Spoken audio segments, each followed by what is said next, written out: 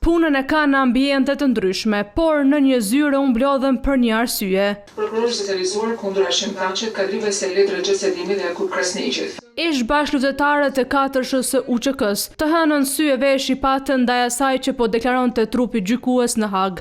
Me deklarimet ndaj historisë së vitit 1999 nuk u pajtuan veteranët. Hashim Thaçi dhe Kadri Veseli ishin aty. Prova P189 faqe 70. Simpona? A simpon ku po thota? Në të mënyrë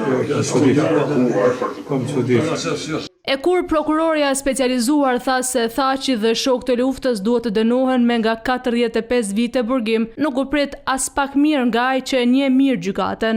Kjo me këtë fjalë do të thotë i ka kënaqur gjithë ata të cilët kanë qenë kundër Kosovës, kundër shqirimit vendit dhe i ka kënaqur vetë politikanët serb edhe shtetin e Serbisë. Do të thotë Serbia është sot e kënaqur me prokurorët që kanë punu kundër shtetit Kosovës dhe kundër vetë ushtrisë ndar Kosovës. Por megjithatë pritjet janë krejt tjera.